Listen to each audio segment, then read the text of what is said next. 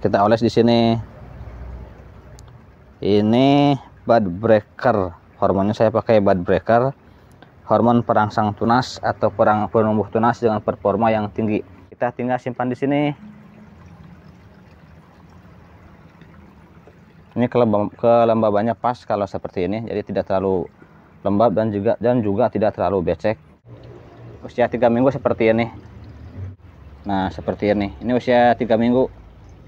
Yang paling bagus 1 2, yang lainnya masih kecil, ada yang 2 malah tuh, 2 tunas sekali keluar. Anggrek Dendrobium bunganya sangat cantik, juga mudah berbunga dan mudah banget perawatannya.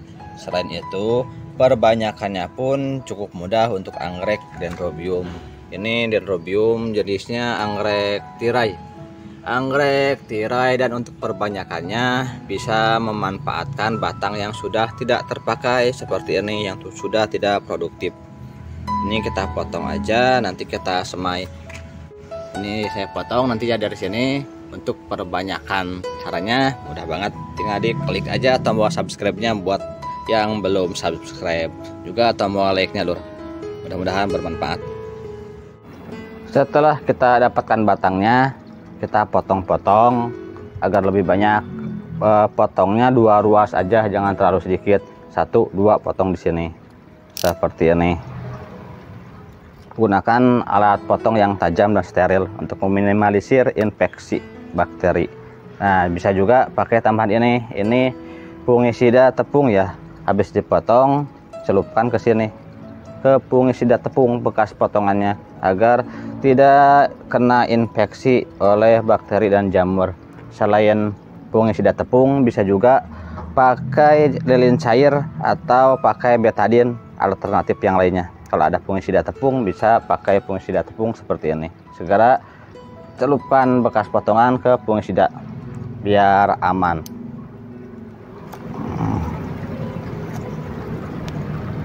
Nah, seperti ini lur, kurang lebih.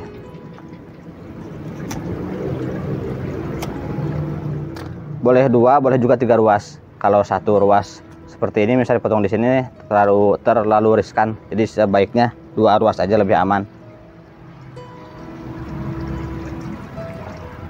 Setelah dipotong-potong seperti ini, jika ingin lebih cepat ke pertumbuhan tunas, kita bisa memakai bantuan hormon penumbuh tunas yang seperti ini. Ini sitokinin. Kita bisa oleskan di titik tumbuhnya.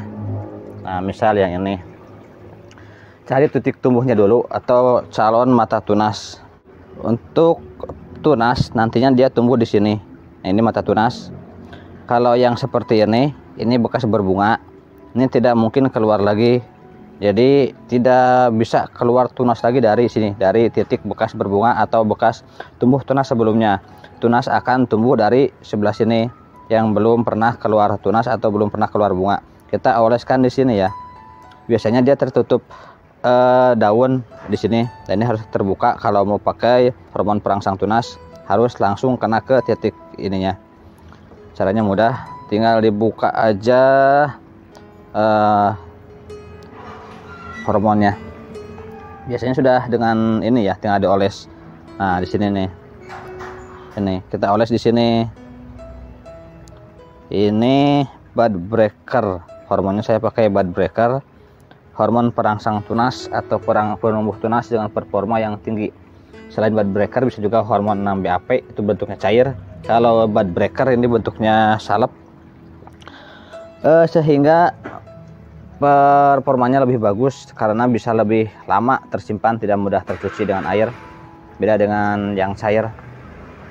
Kalau yang cair biasanya saya pakai untuk menumbuhkan bunga pada Dendrobium, karena kalau pakai ini susah. Kalau Dendrobium kan titik bunganya di tengah-tengah, di sela-sela daun ya. Jadi kalau pakai bud breaker, kalau pakai salep susah penetrasinya, sedang kalau cair lebih gampang masuk ke sela-sela. Kalau yang ini untuk yang terlihat mata tunasnya seperti ini, tinggal dioleskan aja, nanti juga dia tumbuh tunas lur.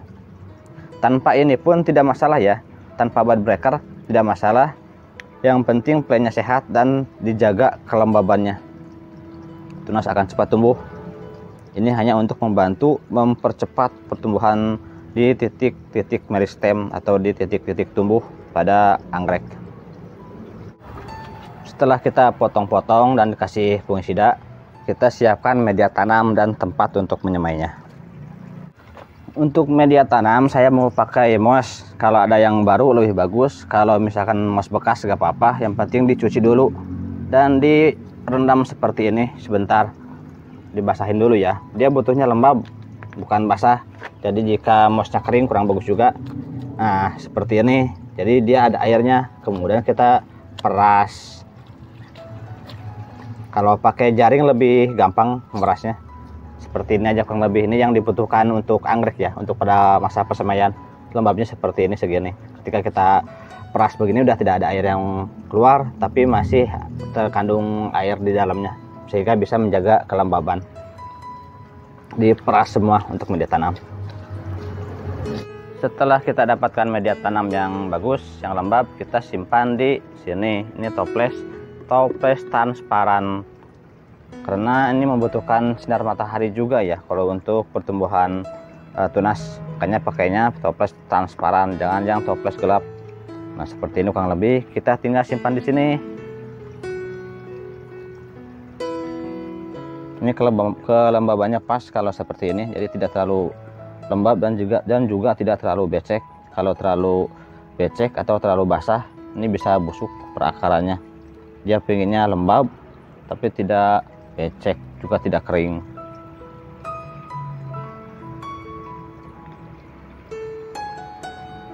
Nah tinggal ditutup,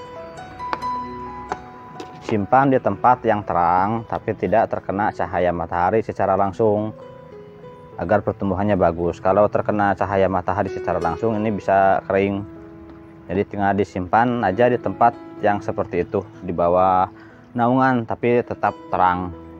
Kita tunggu review berikutnya. Ini usia 3 minggu. Nah, kita lihat perkembangannya. Tuh, udah mulai keluar tunasnya.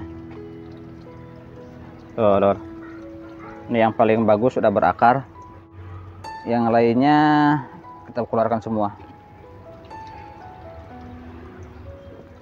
Tidak serempak ya, tapi hampir 100% ini jadi. Kalau tanpa ditutup lukanya itu biasanya langsung busuk. Nah seperti ini usia 3 minggu.